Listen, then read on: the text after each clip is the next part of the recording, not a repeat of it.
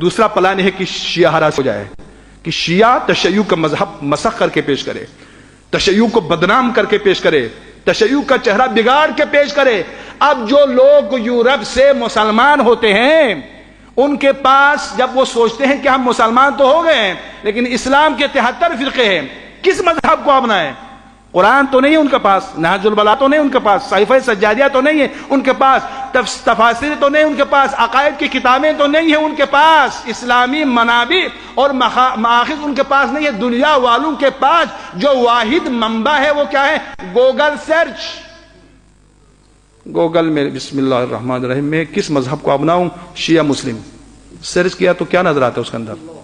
میں نہیں کہتا ہوں کیا نظر آتا ہے، وہ آپ خود سوچیں۔ جی سوشل میڈیا نے تشیع کے چہرے کو کس انداز میں پیش کیا؟ کیا نظر آتا ہے؟ جو غرب سے شیعہ ہونا چاہتا ہے جب گوگل میں سرچ کرتا ہے شیعہ مسلم، آپ بھی سرچ کریں، تجربہ کریں، آپ جا کر سوشل میڈیا میں آپ جو ہے نا گوگل سرچ کریں شیعہ مسلم، تو آپ کے مکتب کو کس انداز میں پیش کرتے ہیں؟ وہ مکتب جو قرآنی مکتب ہے، وہ مکتب جو انسانی مکتب ہے، وہ مکتب جو عقلانی مکتب ہے، وہ مکتب جو دعا میں بے نظیر ہے، وہ مکتب جو للہیت میں بے نظیر ہے، وہ مکتب جو شہادت و جہاد میں بے نظیر ہے، وہ مکتب جو امن و سلامتی میں بے نظیر ہے، وہ مکتب جو زیر خنجر بھی انسانیت کی سلامتی کے لیے سوچتا ہے، اس مذہب کو کس انداز میں پیش کیا ہے؟ اس مذہب کو وحشی کے طور پر، اس مذہب کو ظالم کے طور پر، اس مذہب کو حیوان پرست کے طور پر، اس مذہب کو بے درد مذہب کے طور پر پیش کیا ہے، اور یہ ہے شیعہ ہراسی۔ اور پھر وہ سرچ کرتے ہیں سنی مسلم، تو خانہ کعبہ کے گرد طواف کر رہے ہیں، دعا پڑھ رہے ہیں، نماز پڑھ رہے ہیں، یہ دکھاتے ہیں۔ دیکھو ایک چال ہے استکبار جہانی کا، البتہ اس میں ہم بھی بے تقصیر نہیں ہے کہ ہم نے جس انداز میں پیش کیا ہمارے مذہب کو، کیا اب ہم نے سوچا اس پر؟ اب جو شیعہ ہراسی ہے، شیعہ مذہب کو کس انداز میں پیش کیا جائے؟ ہراسان کیا جائے لوگوں کو تشیع سے، شیعوں کو ایک بدماش، بدتمیز، بے بندوبال، لاؤبال مذہب کے طور پر پیش کیا جائے، جس میں نہ کوئی نماز کا تصور ہے، نہ دین کا تصور ہے، نہ اخلاق کا تصور ہے، نہ انسانیت کا تصور ہے۔ اس طرح پیش کیا گیا ہے، اس میں ہم لوگ استعمال ہوتے ہیں، ہم بھی استعمال ہوتے ہیں، یوز ہوتے ہیں ان کے لیے، اس شیعہ ہراسی ہے۔ تیسرا پروگرام یہ ہے، دیکھو ایران نے دنیا والوں پر ثابت کر دیا ہے کہ اسلامی حکومت اگر قائم کرنا چاہیں تو اسلام کے پاس تمام نظام موجود ہے، اور اسی لیے ایک پروگرام ایران ہراسی ہے۔ عرب دنیا والوں کو یہ سمجھا امریکہ نے کہ کبھی ایران کے ساتھ نہ دینا، یہ اگر پاورفل بن جائے نا، یہ ایٹمی پاور بن جائے تو تمہیں چھوڑیں گے نہیں، یہ وہ مگرمچھ ہے کہ تم سب کو ہڑپ کرے گا۔ لہٰذا جہاں جہاں ایران کی بات ہوتی ہے مخالفت ہے۔ اقوام متحدہ میں عرب دنیا ایران کے خلاف ووٹ ڈالتے ہیں، رائے دیتے ہیں۔ ایران کو ایک انتہائی وحشی حکومت کے طور پر پیش کیا ہے عرب دنیا خلیجی ممالک کے لیے کہ اگر ایران پاورفل ہو جائے، اگر ایران طاقتور ہو جائے تو تمہیں تباہ و برباد کر دے گا۔ دیکھو یہ سارے سازش، اسلام ہراسی تاکہ لوگ مسلمان نہ ہو، شیعہ ہراسی تاکہ جو لوگ مسلمان ہو رہے ہیں وہ شیعہ نہ ہو، ایران ہراسی تاکہ شیعی حکومت پاورفل نہ بن جائے۔ ایسے حالات میں ہماری شرعی ذمہ داری کیا ہے کہ ہم نے اسی انداز میں چلنا ہے، کہ ہم نے دشمنان اسلام کو اسی طرح موقع فراہم کرنا ہے، کہ ہم نے اسی روش کو اپنانا ہے؟ پھر بھی ہم نے جہل و جہالت کا راستہ اختیار کیا ہوا ہے۔ کب تک ہم اس راستے پہ چلیں گے؟ آپ بتاؤ مجھے، کب تک ہم جاہلوں سے جان چھڑائیں گے؟ آپ بتاؤ، آپ بتاؤ مجھے۔ لو علم الناس محاسن کلامنا لاتبعونا، چھٹے سرکار کا قول ہے نا کہ ہماری باتیں نہیں بتایا ہے لوگوں کو ممبروں سے، بتائے تو لوگ ہماری طرف آئیں گے۔ جو سینے میں دل رکھتا ہے نا وہ کلام محمد و آل محمد کو سننے کے بعد متاثر ہوئے بغیر نہیں رہ سکتا، یہ ممکن نہیں ہے۔ ان کے کلام میں وہ اثر ہے نا، انسان تو انسان، جمادات بھی اثر لیتا ہے۔ میں مصائب نہیں صرف آپ کو اشارہ کر رہا ہوں۔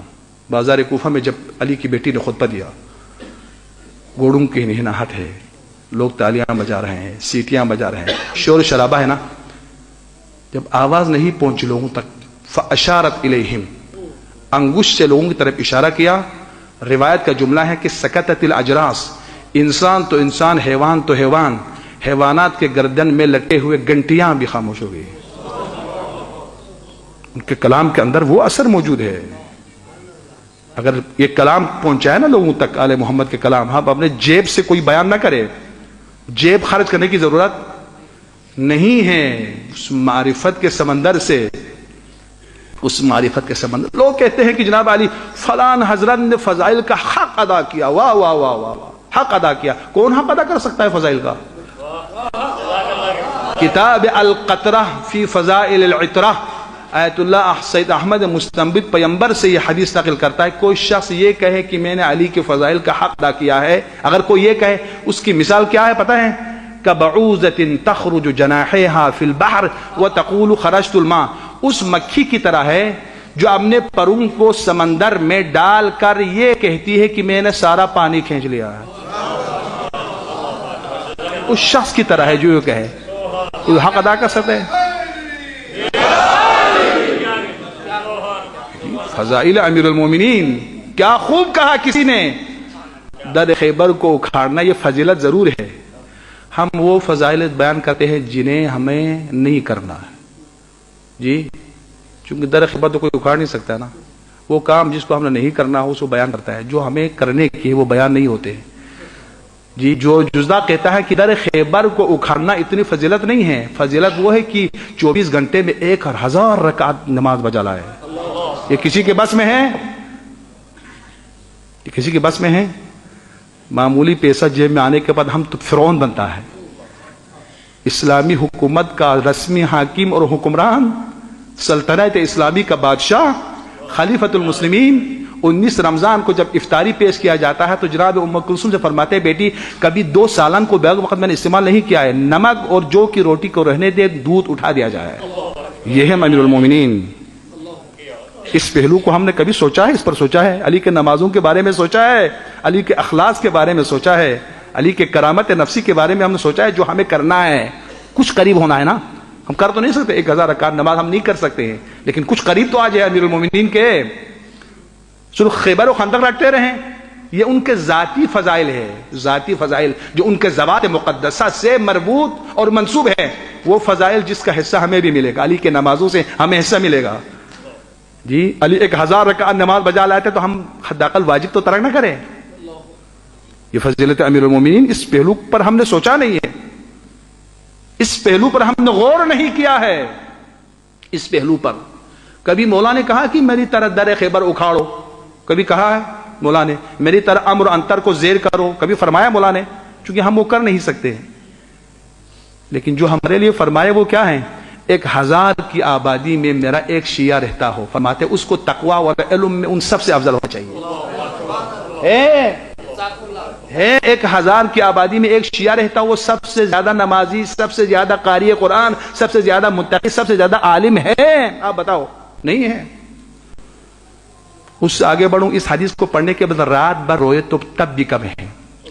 امام معصوم کا فرمان ہے وہ وقت آنے والا ہے کہ ہم میں سے کوئی ظاہری دنیا میں تمہارے درمیان نہیں ہوں گے، اس وقت اس طرح رہو کہ تمہیں دیکھ کر لوگ ہمیں یاد کریں. ہمیں دیکھ کر آل محمد کو یاد کرتے ہیں لوگ. ہماری امانت، ہماری دیانت، ہمارا تقوی، ہمارا علم، ہمارا جہاد، ہمارا پاک تینتی، نیک نیتی، سب دیکھ کر کیا لوگ آل محمد کو یاد کرتے ہیں؟ تو باپ کو ممبروں سے نہیں بتایا ہے نا. جاہلانہ باتیں سننے کے عادی ہیں ہم. میں بعض اوقات مزاق کرتا ہوں کہ محرم الحرام یعنی شہادت امام حسین محرم میں واقع ہوئے ہیں.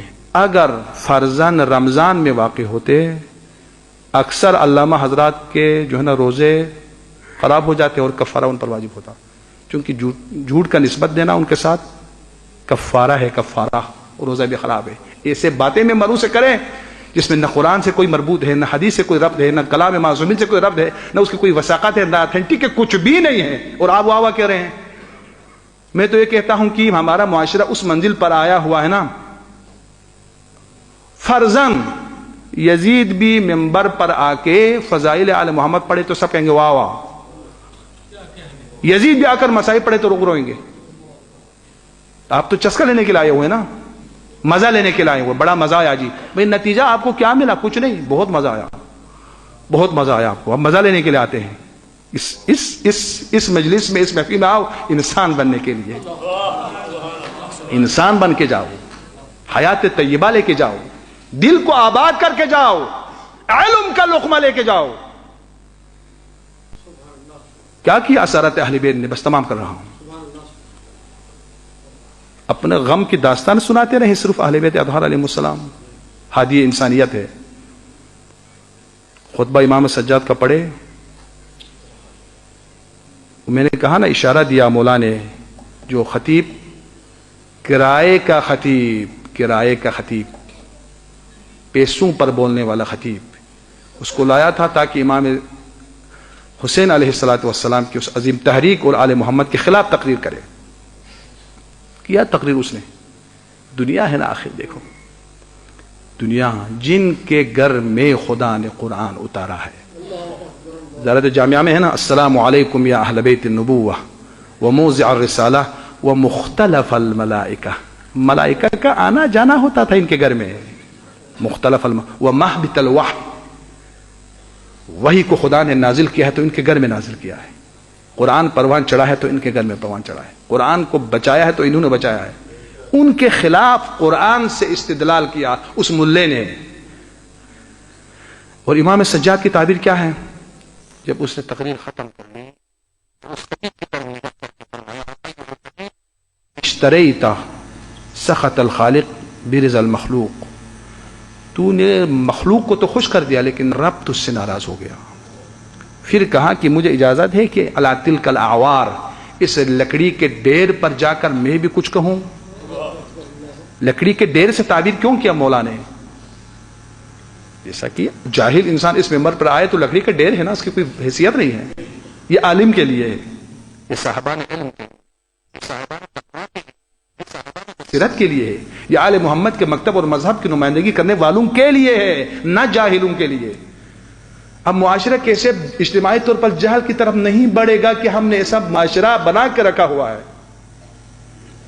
اب سرائے آل محمد کی تاریخ اور ان کی زندگی پڑھے، آپ کو پھر پتہ چلے گا کہ مکتب کیا ہے اور مذہب کیا ہے. احمد امین مصری لکھتا ہے کہ کربلا کا حقیقی معجزہ تو اسارت اہل بیت ہے. اسارت اہل بیت. بابا وہ شام جس میں علی کا نام لینا جرم، یہ معجزہ نہیں تو اور کیا ہے؟ نام لینا جرم تھا. چاہے آپ علی کی مذمت کریں نعوذ باللہ یا مدح بیان کریں، نام لینا جرم. نجب میں ایک زمانے میں وہ ماحول تھا کہ صدام کا نام لینا جرم تھا. اصل نام ہی نہ لے اس کا تاکہ مخالفت کے اس منزل تک ہی نہ آئے. علی کا نام لینا جرم تھا شام میں. احمد امین کہتا ہے کہ یہ تو معجزہ ہے کربلا کا. احمد امین مصری سنی متعصب ہے لیکن پھر وہ کہتا ہے کربلا کا معجزہ یہ ہے جس شام میں علی کا نام لینا جرم ہو، اسی شام میں علی کی بیٹی علی کے لہجے میں خطبہ دے. یہ ہے معجزہ کربلا کا. تبدیل کر دیا شام والوں کو. درس عفاف، درس حجاب، درس انسانیت، درس کرامت. درس کرامت بھی دیکھو، کسی سے مانگنا چاہے وہ عالم ہو، مولوی ہو، فقیر ہو، جی ہاتھ بڑھانا کرامت انسانی کے خلاف ہے. پست ہو جاتا انسان. دیکھو حرام نہیں ہے لیکن درس کرامت بھی دیا کربلا والوں نے. جی بازار کوفہ میں جب لوگوں نے اپنے نذرات اور صدقات دینا شروع کیا تو چھوٹی چھوٹی بچیاں بھی کہتے ہیں الصدقۃ علینا حرام. آل محمد ہم وہ ہیں کہ خدا نے صدقے کو ہمارے اوپر حرام کرا دیا ہے، ہمارے کرامت کے خلاف ہے. عین مصیبت میں بھی خدا کو یاد رکھنا، عین مصیبت میں بھی خدا کو یاد رکھنا. یہ ہے کریم مخلوق، یہ ہے معجزہ کربلا کا. تین خطبے ایسے ہیں، تین خطبے، دو خطبے ایک کلام خدا ہے. اس